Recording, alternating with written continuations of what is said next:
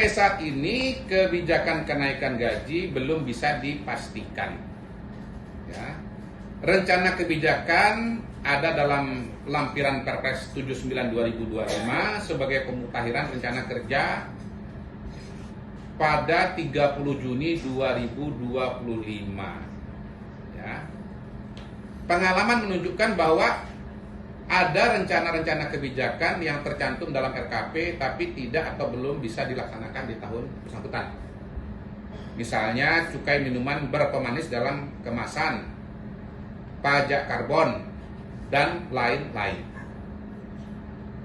Penjelasan kepada media pada tanggal 19 September oleh Pan RB menyatakan belum ada pembahasan ya dengan Kementerian Keuangan. Untuk teman-teman cek ulang ya, sebetulnya kenaikan gaji untuk ASN itu baru tahun lalu. Gitu, baru tahun lalu. Mengacu pada PP nomor 5 tahun 2024 dan Perpres nomor 10 tahun 2024. Ya. Jadi terakhir baru tahun lalu naik gaji. Kemudian teman-teman, untuk gambaran ya, exercise dengan asumsi perhitungan kebutuhan penggajian bagi 4,7 juta ASN saat ini membutuhkan sekitar 178,2 triliun per tahun, belum termasuk tunjangan dan THR. Apabila dilakukan peningkatan secara moderat, saya nggak suka sebut moderat, angka 8% aja lah, nanti orang bilang moderat itu 8 itu rendah lagi ya, gitu ya. Pokoknya gitu, seperti kenaikan gaji tahun 2024, maka akan dibutuhkan tambahan minimal 14,24 triliun pada RKP ya. Nah, ini dia. Jadi intinya diperlukan perhitungan keuangan dan kondisi keuangan yang lebih baik atau yang bisa memenuhi kondisi dan ya kebutuhan lah untuk kenaikan gaji teman-teman. Mudah-mudahan itu bisa menjelaskan. Data dari 3 lembaga sebagai berikut. BGN 46 kasus keracunan. Ini pasti yang mau tanyakan keracunan kan? Dengan jumlah penderita 5.080. Ini data per 17 September. Kedua dari Kemenkes 60 kasus dengan 5.207 penderita, data 16 September. Kemudian BPOM 55 kasus dengan 5.320 penderita, data per 10 September 2025. Nah, tolong teman-teman jangan lihat beda angkanya ya. Teman-teman jangan ngadu-ngadu nih antar KL ya, setuju ya? Tapi lihat bahwa masalah yang sama dicatat oleh 3 lembaga, bahkan oleh BGN sendiri, ya. Nah, yang kedua, angkanya secara statistik itu sebetulnya sinkron, sama-sama di sekitar angka 5.000 ya. Kemudian dari elemen masyarakat ada namanya Jaringan Pemantau Pendidikan Indonesia, mantau lewat media, mencatat 5.360 siswa atau ya 5.360 siswa ya, tidak menyebut berapa jumlah kasusnya.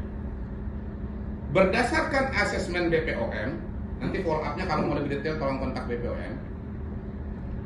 Puncak kejadian tertinggi pada bulan Agustus 2025 dengan sebaran terbanyak di Provinsi Jawa Barat. Secara umum, penyebab keracunan A. Higienitas makanan, B. Suhu makanan dan ketidaksesuaian pengolahan pangan, C. Kontaminasi silang dari petugas, D. Ada indikasi sebagian disebabkan alergi pada penerima manfaat. Nah, ini contoh bahwa pemerintah tidak tone deaf, tidak buta dan tuli. Ya, Pak Mensesnek kan sudah merespon juga kan Jumat kemarin kan, ya, mengakui adanya itu, minta maaf dan akan evaluasi. Ini saya tambahkan data-datanya. Sekarang temuan kendala dan analisis cepat. 1. compliance ya, soal apa permasalahan, dan mudah-mudahan nanti usulan solusinya. Berawal dari protes warganet di media sosial yang menyoroti penyalahgunaan sirene dan strobo pejabat publik. Pak Mensesnek, Mas Pras sudah menegaskan bahwa pejabat publik harus bijak menggunakan pengawalan dan mencontoh Presiden Prabowo, ya, yang hormat kepada pengguna jalan lain. Panglima TNI Jenderal Agus Subianto juga mengaku jarang menggunakan strobo karena merasa terganggu dan ingin memberikan contoh kepada masyarakat. Saya sendiri dari beberapa waktu yang lalu sudah mengatakan saya stop pakai kawal, bukan motor, rider ya, pakai motoris. Ya, jadi sebelum ini rilis, Polri sudah melaksanakan, ya, tetap ada mobil Polri, hanya pada kondisi tertentu saja menggunakan strobo. Kalau misalnya harus mengejar meeting dan yang lain-lain, selebihnya tidak dipakai. Dan sebelum kemudian akhirnya diminta tetap gini loh, waktu saya Wakasta nggak ada Walpri, saya jalan sendiri aja, pakai mobil Innova, ya, dan jam tangan Seiko, nggak boleh flexing, ya.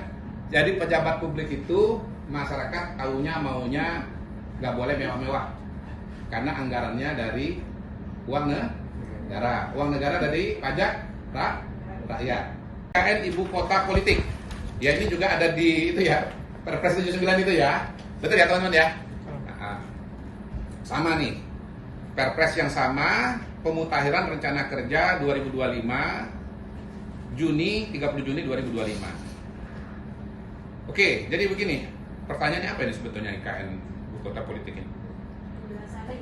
Penjelasannya. Ya. Oke, jadi gini. Sebetulnya bukan berarti kemudian akan ada ibu kota politik lalu ada ibu kota ekonomi, kan begitu kira-kira kan? Nanti ada ibu kota budaya dan ibu kota lain-lainnya itu nanti. Gitu. Enggak begitu maksudnya. Intinya begini, kalau mau difungsikan sebagai pusat pemerintahan, sebagai ibu kota, maka 3 lembaga yang merupakan pilar, ya, kenegaraan, apa aja tuh? Eksekutif, legislatif, dan yudikatif itu sudah harus ada fasilitasnya. Nah, kalau baru ada eksekutif, baru ada istana negara, tapi legislatif atau DPR-nya nggak ada, nanti ngomong sama siapa? Rapat sama siapa? Kira-kira begitu. Nah, ini sudah ditetapkan oleh Pak Prabowo bahwa per 2028, betul ya? Ketiga lembaga itu sudah harus ada fasilitasnya, sehingga kalau mau sidang sudah terpenuhi. Ada semua sudah, eksekutifnya sudah ada, legislatifnya sudah ada, dan yudikatifnya sudah ada. Kemudian soal tim transformasi reformasi Polri saya belum bisa jawab, ya, belum sempat telepon kiri telepon kanan, gitu. Dan rasa-rasanya sih ini kita tinggal menunggu ya, karena memang beberapa indikasi menunjukkan bahwa ini sudah berjalan.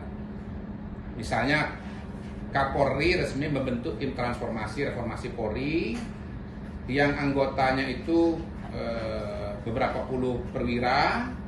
Kemudian juga sudah ada Pak Doviri kemarin dilantik ya untuk memimpin tim ini, dan artinya sih ini akan berjalan. Kemudian soal pidato presiden, ya, saya kira nggak seru kalau dibocorin. Tapi gini teman-teman tuh sebetulnya nggak perlu nanya. Kalau kisi-kisi tinggal dilihat saja selama ini presiden, kalau isu-isu internasional itu talking pointnya apa gitu.